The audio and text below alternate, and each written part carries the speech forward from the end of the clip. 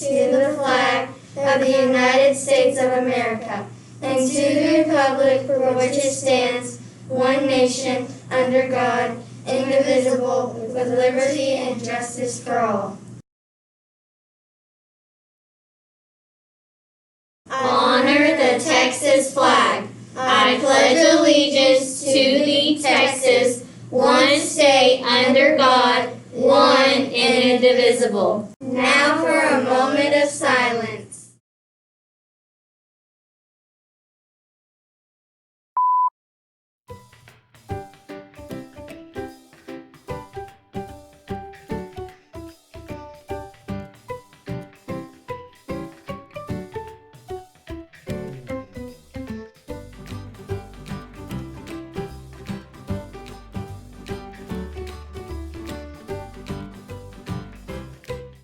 Some pretty great events occur every 4 years. The Summer Olympics, Leap Year, the World Cup, and the United States presidential inauguration. It might not be as exciting as the World Cup or the Olympics, but it's a big deal for Americans. The day is filled with parades, musical performances, and ceremonies in Washington, D.C. Some people cheer, others jeer, and the United States gets a new president.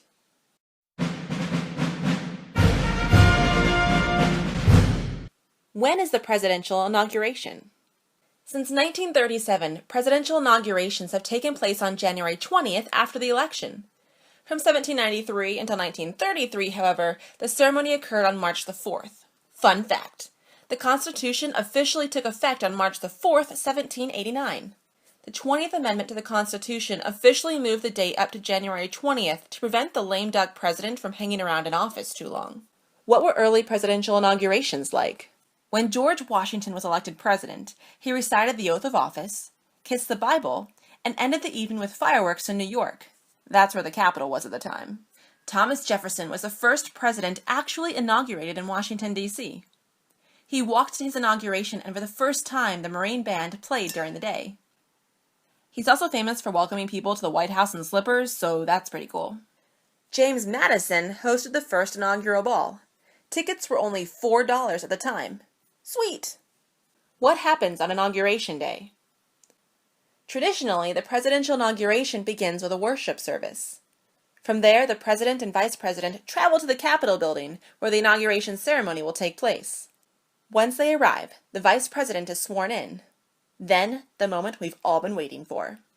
The presidential oath of office. I do solemnly swear that I will faithfully execute the office of President of the United States, and will, to the best of my ability, preserve, protect, and defend the Constitution of the United States. The new president then gives an inauguration speech. Franklin Delano Roosevelt's speech consisted of only 559 words, about 5 minutes long. William Henry Harrison, on the other hand, talked for a whopping 1 hour and 55 minutes, in freezing weather, without a coat or hat. He died a month later of pneumonia. In the afternoon come the parades.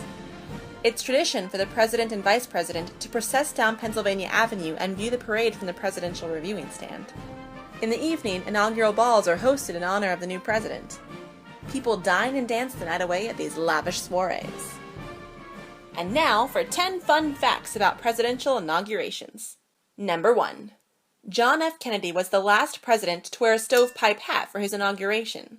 Number 2. Warren G. Harding was the first president to ride in an automobile during Inauguration Day. Number 3. The song Hail to the Chief was first played in the presence of a president in 1829 for Andrew Jackson. It gained popularity, and today it's used as the official musical tribute of the President of the United States. Number 4. William McKinley's inauguration was the first to be filmed with a motion picture camera. Number 5. Franklin Pierce recited his entire inaugural speech from memory, all 3,336 words of it. Number 6. The first record of a photo being taken at an inauguration was in 1857 for James Buchanan. Number 7. Flamethrowers were used to clear snow from the street before John F. Kennedy's inaugural parade. Number 8. George Washington's second inaugural address consisted of only 135 words. And they're all here on the screen, right now. That's it. Number 9. Bill Clinton's inauguration was the first to be streamed live on the internet. And number 10. Believe it or not, George Washington couldn't afford the journey to the capital of New York City for his inauguration due to poor crops that year, so he borrowed money from his friend Richard Conway to get there. Well, the inauguration has certainly changed a lot over the years. From speeches to crazy weather and everything in between, it's anyone's guess what the next inauguration will bring. It's a great day to be a dragon.